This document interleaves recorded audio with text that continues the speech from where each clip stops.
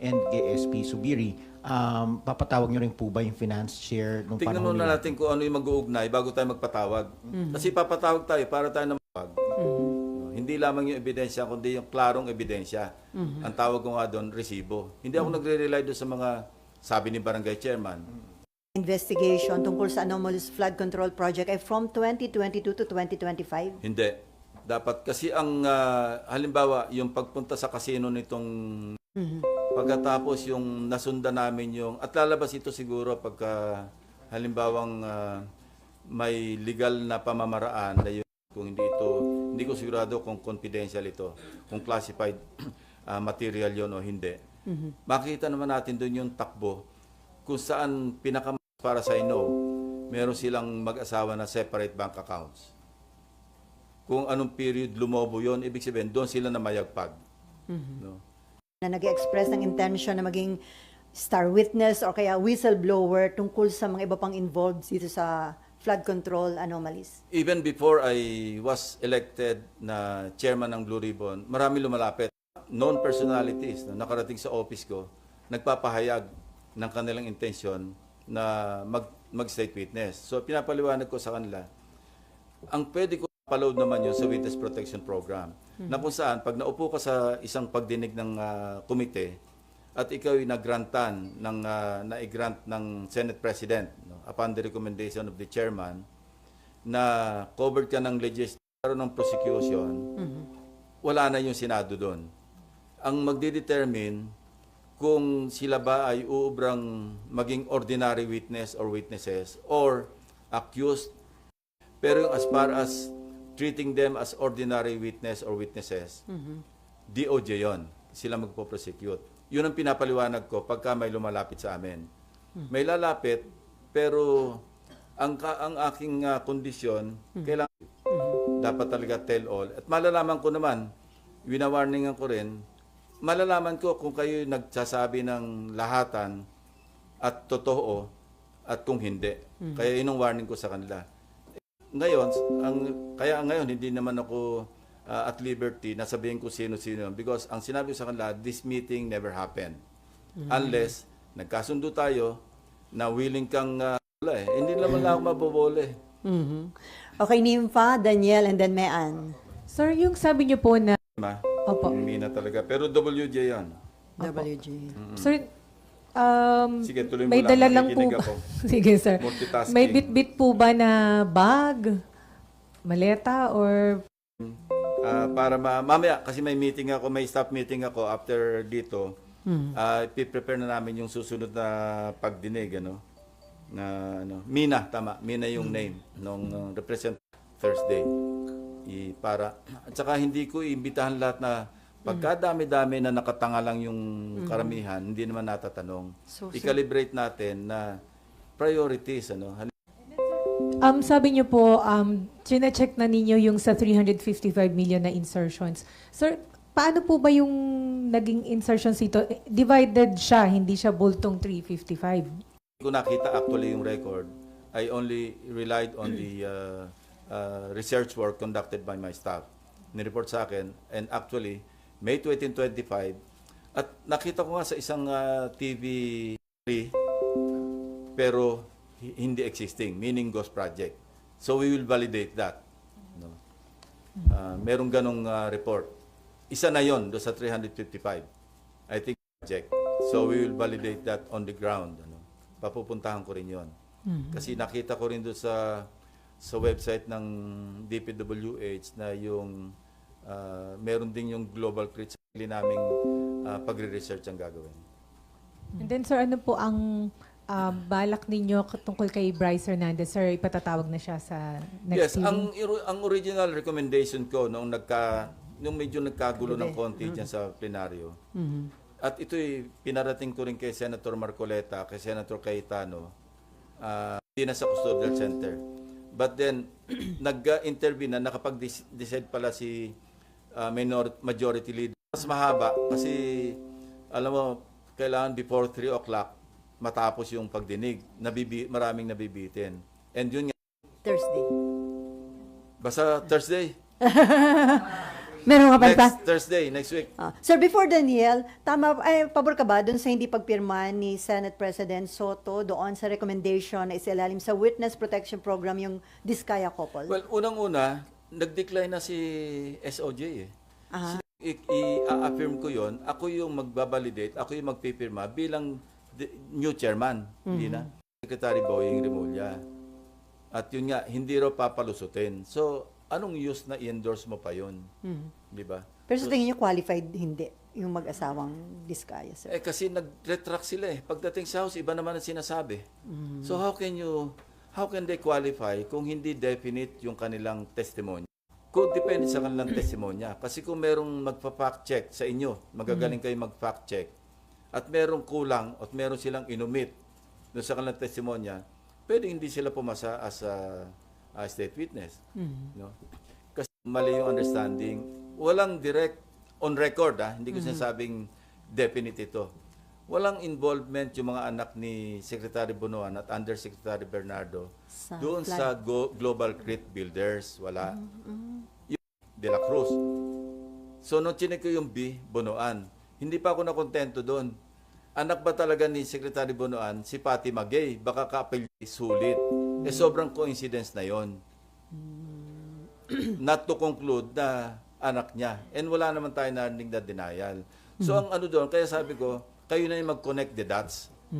Kasi kung ganong kalapit si Maglangke, the contractor, na hindi nag-divest while serving as mayor, kay Secretary Bonoan, saka Yusek Bernardo. Remember si Yusek Bernardo, kamakailan lang ito nag-early retirement because of, again, allegations or accusations ng irregularities.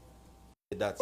Pero sir, dun sa interpellation sa inyo ni Senator Marcoleta, ang sabi niya, parang malapit nang sabihin ni Undersecretary Cabral na ang impression niya, yun yung utak ng sindikato sa DPWH na yung daw ginagawa niya, may basbas ni ng dating secretary? Parang yun ang sinabi niya. Sana pinurso niya, sayang. Di ba nabanggit niya yun? Na... Sana pinurso niya, siya yung chairman eh. Paano siya nakapag chips to cash to chips na billion? Saan ang galing yun? So sir, dapat pa ba siyang ipatawag at paniwala? Papatawag. Definitely. Gusto ko maliwanagan yung sinasabi niya na delivery ng obligasyon. Anong ibig niya sabihin? Gusto ko i-pursue yun. Kasi nando sa cellphone niya eh. Para maging partner ng official record ng Blue Ribbon. Kasi doon, hindi naman namin record yun eh. Record ng TRICOM ba yan o yung accounts ng house. Ano? So, we want to formalize it. We want to make it official na yung kanyang testimony sa Blue Ribbon para magamit namin sa aming pag-pursue ng legislation and para magamit ko rin do sa sayang naman yung pakipag-ugnayan ko kay Secretary Dizon kasi very close ang coordination namin, halos araw-araw nag-uusap na panalo, no? And this will be validated by the flow, himayin namin yan para ma-establish yung pattern. Kailan sila nagpunta ng casino, magkano pumasok sa bangko, at magkano lumabas. Tapos magkano naman yung, masusundan daw nila yon yung flow. Amended AMLA, covered yung transaction sa casino, whether chips transaction or check or bank transaction, do sa pag-imbestiga ng AMLC.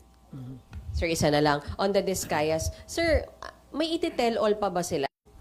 Na sila, dahil busy ako sa pangangalap ng numero. From weekend to... Kaya wala ako nung Monday, busy kami. Kaya hindi ko na-monitor yung pagdinig. Pero tingin niyo, sir, marami pa. As state witnesses, wala silang pagkapag-asa kung ganyan lang yung kanila sasabihin. Okay, before dyan, sorry yung Beng Ramos, ipapatawag nyo at talaga bang taga-broom yun? Well, ganito, no? In fairness, kasi she's undergoing medical treatment. Sa ngayon, na parang holding unit sa Senado, yun daw ang pinaka-holding unit. So, I just don't want to delve anymore Okay. sa yung Because- tungkol kay Beng Ramos kasi medyo hindi maganda yung kanyang Health condition. kalagayan. Pagdating ng December, baka hindi na siya ma-renew. Okay. Okay, Jan, Marlon, Nympha, and then Amor, and then Ian. Sorry, Ian. Mike. So, parang napakaaga naman, nagmadali. Considering na isang beses lang po humarap si Curly dito sa Senate and sa masyado po bang Iwasan naging ko na maaga? lang mag-judge ko ano yung nasa isip o ano yung meron siyang dahilan kung bakit nirecommend niya kagad na maging state witness. No? Ayoko siyang husgahan doon. Ako, yung sarili kong pananaw, yung sarili kong sa tulong na rin ng mga members, no? Yung bagong composition ng Blue Ribbon na committee program. Okay, Marlon. Sir, initially sir, sa mga narinig nyo, nakita nyo dun sa mga hearings, both Senate and sa House, may mga adormawanay na ba sir tingin nyo? Labas lang yun. Newly discovered, ano yun, di ba? Sa testimonya. At wala pa rin sa Blue Ribbon yun, sa House yun eh. Kung may re-record din dito, yung ganong aligasyon, ipupurso namin yun. Nasabi ko na nga kanina, yung ating ginagawa investigation. Pero how do you handle that kung may kasamahan po kayo? Ba, nandun sila, nagtatanong sila, nandun yung nag-aakusa sa kanila? Blindfold approach. If you know what I mean. Okay, before Secretary Dizon, this is even worse than the Napolis issue.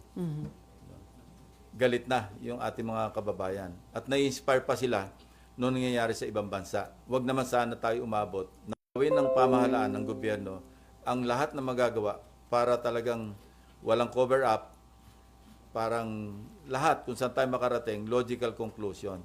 And I believe in the, in the sincerity, and then Ian, and then back to RG. Sir, si Yusek Cabral, will you pursue Papatawag. yung naging... Iko-confront ko siya doon sa kanyang Viber message. Kasi mas if sa loquitur, sabi ng mga lawyers, the thing speaks for itself. Ayan yung message, kayo na maghusga. Sabi ko nga, mukhang template, mukhang pro forma yung body. Marami pinadalan. Parang yun na yun. Nag-iiba lang yung... Doon sa mga pag-uusap nyo ni Secretary Dizon, ano pong, parang anong Wala, direction niya for... ang comment niya lang, loko to ah. Kasi tinanggi sa kanya. Sinabi niya nga na harap-harapan, dininay sa kanya. Sign niya ng lahat ng courtesy resignation. Ang sabi niya, 100% from undersecretary down. Ang kanyang handicap, hanggang ngayon, wala pang appointment yung mga bitbit niya doon. No? And I know na yung may mga dala siya doon na matitino. Kasi yung isa, part ng 4.5 billion, part yun ng 142 billion na Senate insertion sa BICAM. Okay. Anyway, before Amor, sir, do you receive the same information na yung daw office ni Cabral madalas may mga bisitang politiko? Wala akong ganong information kasi hindi ako nakakadalaw sa office niya. Amor. Hello po, Sen. Kaya uy, grabe naman, sir.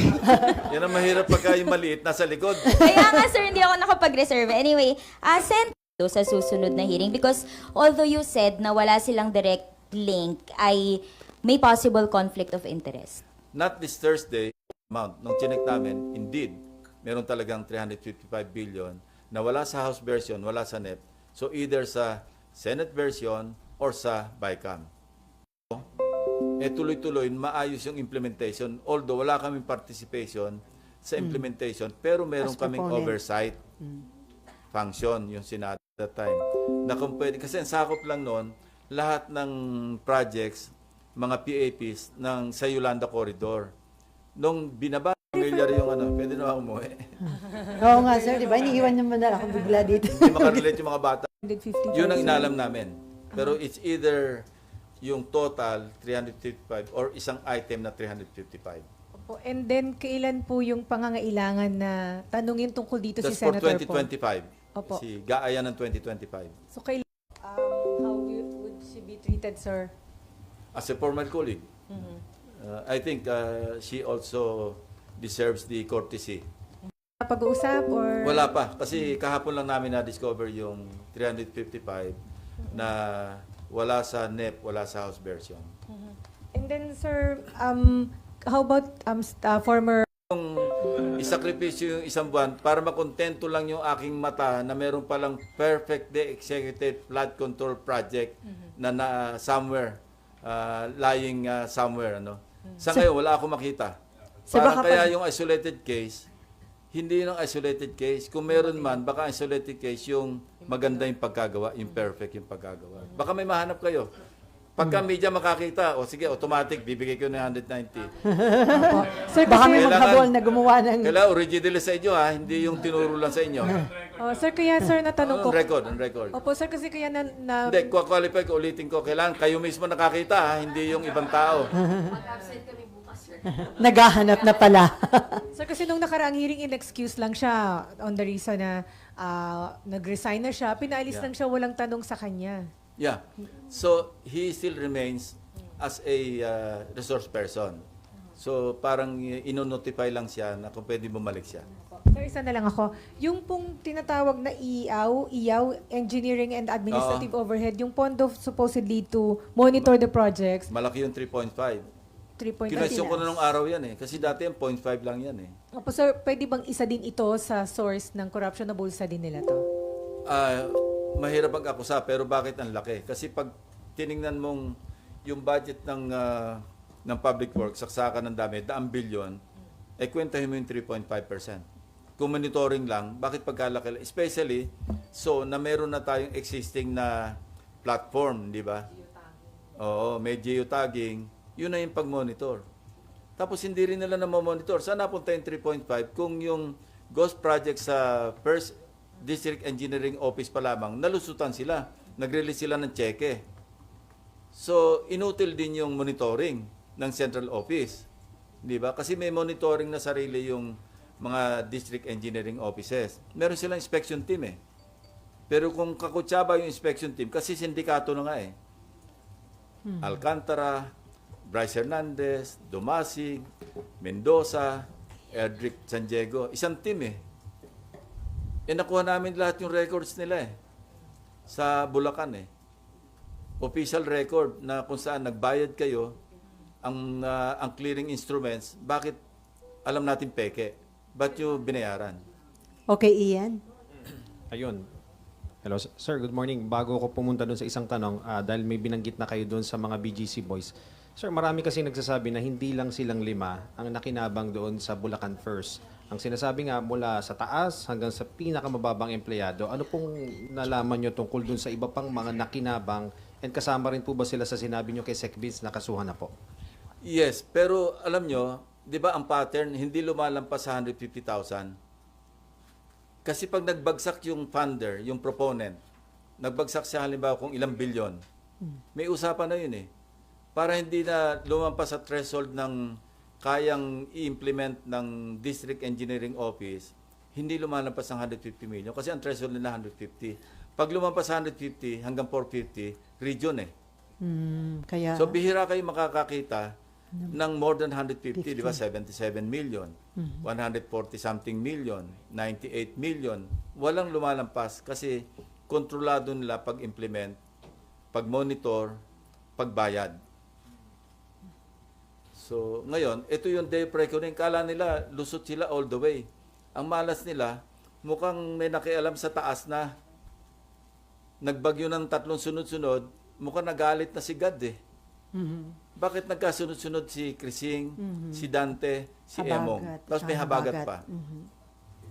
Para may divine intervention, para mabulgar lahat. Otherwise, tuloy-tuloy sila sa casino. Correct. Yung pera natin binabayad sa tax, kinakasino, pinambibili ng mga Patek Philippe, kung ano-anong relo, at kung ano-anong kotse. You can just imagine, kung nagpatuloy ito, para tayo mga gago.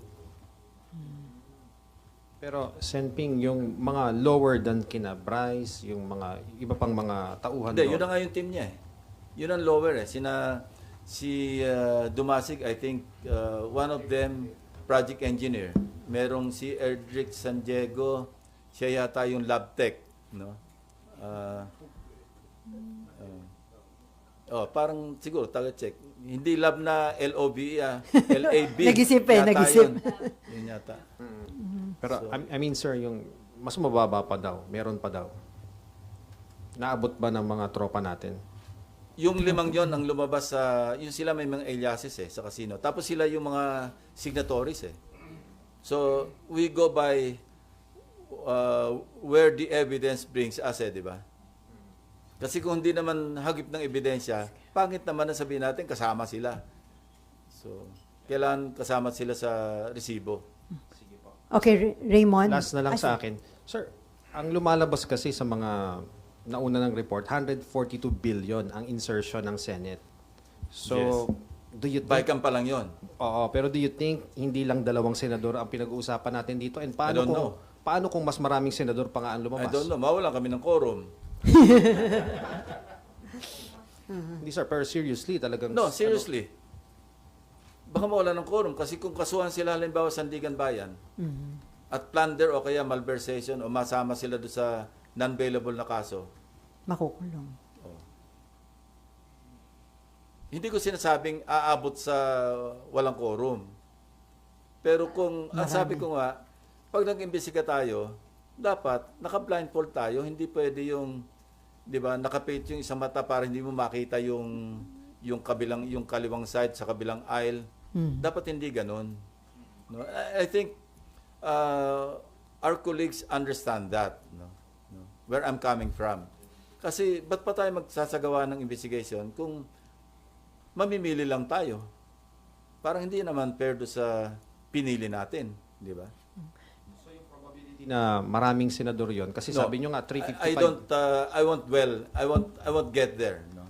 Ikaw lang nagsabi, kaya sinasabi ko lang in answer to your question, kung ganun tayo dadali doon tayo dadali ng ebidensya, wala tayong magagawa, di ba?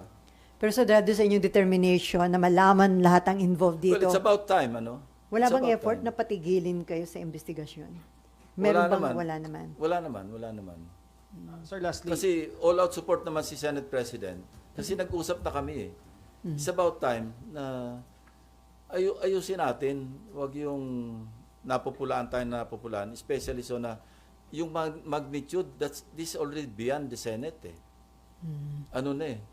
Kikilabutan ka doon sa, isipin mo, almost 2 trillion pesos yung for the past 15 years ba yun? Yeah, kasi 2011 namin sinimulan, di ba? 2011, 15 years. Kung kukwentahin mo na parang more than 50% or more than 60%, magkano yung 60% ng 2 trillion? Di ba katakot-takot yung inubos na pera na kung kani-kanino napunta, tapos nalulunod yung mga kababayan natin, naglilimas ng tubig baha, palabas ng bahay. Meron pa iyan? Kasi 10 minutes na lang meron sorry, tayo. last na, sir. Sir, paano nga may other way pa ba na malaman yon kung sino nag-insert? Kasi nga, sabi nyo nga, wala namang record. Magagaling yung mga staff ko. Palagi ko, basta't kayang abutin, maaabot nila. Masisipag, magagaling. At hindi mo na sasabihan ng yung specific. They know what to do. And I'm always with them pag nagdi-discuss. Hindi ako yung tipong darating na lang sa akin yung manuscript at yun na lang gagamitin ko. Wala akong kaalam-alam kung saan ang galing. Hindi rin ako ganon. Ako, I stay with them even past midnight or before midnight. Basta gusto ko kasi alam ko yung pinagmulan eh. Latag talaga lahat eh. At ako, nagsasabi ko sa kanila na huwag kayong tumigil dyan. Hindi pa ako kontento dyan. Kaya nga, di ba, ang daming layers na inabot. Sabi ko nga, hindi pa sapat ito. Although sapat na, hindi pa rin sapat. Puntahan nyo pa rin. Gusto ko pa rin makita kung ano itsura. Okay, Raymond, Asher.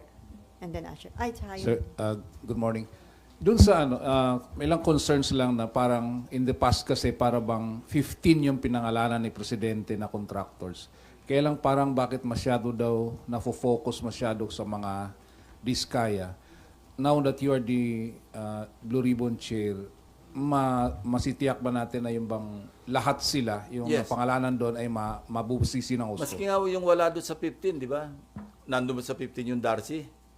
Wala. Oh. Maski wala sa 15, WJ, papatawag natin. No, rest assured na hindi lamang ang focus. Kasi sila yung, ewan ko bakit sa kanila na-focus eh. Hindi ko rin maintindihan eh. Hanggang sa napunta pa nga gagawing state witness. Hindi ko alam. Sir, additionally, doon sa issue ng, kasi ang pinag-uusapan natin is 22 to 25. What about kung may mga lumabas mag-backtrack? During the time of 2016 to 2022, ang DPWH Secretary was Mark Villar, who is a senator, right? Si paano Senator itong- Villar could be a very good resource person, at the same time, member of the panel. No, he can share. He's free to share his whatever he thinks or he knows about what happened from 2016 to 2022. Ang sinasabi ko sabihin ko lang sa inyo, yung kung sa nakita ko, very, very, very active ang bank accounts ng Diskaya Couple simula noong 2015, 2016, tapos naging active uling sobra 2025. Thank you, Tim. Okay. Yung sa likod mo na, si Mary. Mary Mon Reyes, sir, from One News One PH po. Bali, sir, for the record lang, sa susunod na pagdinig, inaasahan pa rin po ba natin yung participation po ni Senator Marcoleta and yung ilang mga welcome pa rin po mag-participate si Senator Jinggoy until may complaint po sa kanya na nasasangkot? All the senators, kasi ang membership ng Blue Ribbon, 17. Kasama ako doon. Plus ex officio na 3 na lang naiwan kasi ex officio ako. So, bali ilan yun? 3 lang yung o 4 lamang yung senador na hindi members who can 20. also participate. Now, yung minority representation, iwanan namin sa kanila, bibigyan lang namin sa kanila yung numero. Ito yung inyong number of slots sa membership. Kayo rin ang bahalang pumili kung sino yung vice chairman. Sa ngayon, ang vice chairman sa majority, si Senator Erwin Tulfo, because he requested me to be the vice chairman. And I agreed. So, hingi rin kami ng isang vice chairman from the minority group. Kung sino man yon, hindi ko alam. Ang dating vice chairman yata, Senator Bato at saka si Senator Bongo. Now, if they would like to elect a new vice chairman, pero nilimit ko na lang sa 2 vice chairman. Katakot-takot na yung mga vice dito eh. 3 yung vice chairman sa Blue Ribbon. So sabi ko, 2 na lang, isang majority, isang minority. Pero wini-welcome pa rin po natin yung participation ng ilang Because they are nasasangkot. senators. Until po may complaint or case na ipa-file against them po. Tsaka po. Maski merong cases filed, they can still participate because that's their right.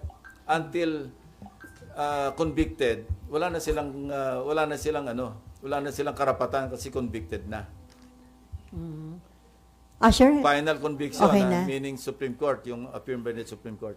Okay. Okay, before Mean, sir, sabi nyo, hindi pwedeng minosen yung minority block dahil 9 yung members. Ilan na nga kailangan, pwede nang magpalit, Yun ang diba? sinabi ko kay Senate President. Sabi ko, 15 tayo, siyam sila. Huwag mong minosen yung 9. And ang attitude din ni Senate President, ito na pag-usapan natin, huwag natin baliwalain kasi mga kapwa senador yan. Tratuhin natin sila, ikaw, kasi you are the Senate President of the entire Senate, of all the 23 other senators. Dapat yan, and he agreed, ganyan naman talaga yung attitude niya, no?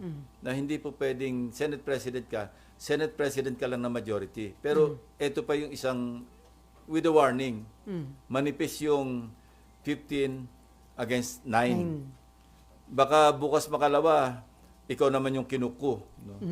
Kaya yung naging biruan nga dyan, wag mong kukunin majority leader si Joel Villanueva kasi 2 beses ng majority leader yan na nakuko yung kanyang Senate President. Pero so doon sa Aminado naman siya eh. Kaya ito si Senator Alan Peter, gusto niya i-volunteer na majority leader si Joel. Kay Senate President Tito. Pero so doon sa naging complaint These are kahapon, light moments lang ito. pero doon sa naging complaint ng minority, doon sa naging decision tungkol kay Bryce, sa tingin nyo, doon napakita rin yung mahusay na leadership ni Tito Soto na ang naging ending, pinalipat sa Pasay City Jail. Yes, parang sabihin natin Solomonic, pero temporary yun eh. Kasi pag-uusapan nga namin, after ng hearing sa Thursday, or even before, kung hiramin siya ng House, ang recommendation ko nga is diretso na lang dito sa Senate. Mas mainam na rin dito, at least wala na tayong gastos sa gasolina pag may hearing, may escort pa. Mas mainam na nandito kasi meron naman kaming facility rito eh. Okay, Maan. Sir, sabi nyo kasi kanina, hindi lahat priority na imbitahan yung mga contractors. Sino lang po yung priority sa Webes na harap? Pag-usapan pa namin mamaya. Kaya nga, pakawalan nyo na ako kasi may meeting ako. Sir, pahabol daw isa si Malu. Sir, kasi sabi niyo na mayagpag yung mga diskaya, 2016 to 2022. Sir, senador po kayo noon, hindi niyo po natunogan that time? Hindi namin kilala si Diskaya noon. Ngayon nga lang nagsulputan eh. Okay.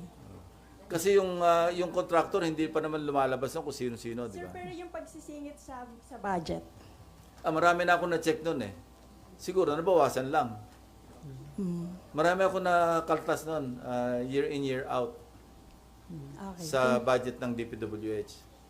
Marlon, may pahabol? Sir, sa dami niyo pong inimbestigahan na anomalya sa gobyerno, irregularities, paano niyo po irarank tong flood control scandal? One of the most challenging ito, actually. Kasi complex at saka masyadong widespread. Kaya hindi mo alam kung sa katutungo kasi nakakahilo. Kung ano yung uunahin mo. At saka, basta medyo complex. Maski nga si Secretary Dizon, overwhelmed siya eh. Sabi ko, sama niya sa priority niya yung barbershop. Mukhang hindi na nagpapagupit yung mama. Is it also the worst that you've seen so far? I think so, yes. Even worse than yung Napoles na, yun din ang observation ni Secretary Dizon sa kanyang based sa experience.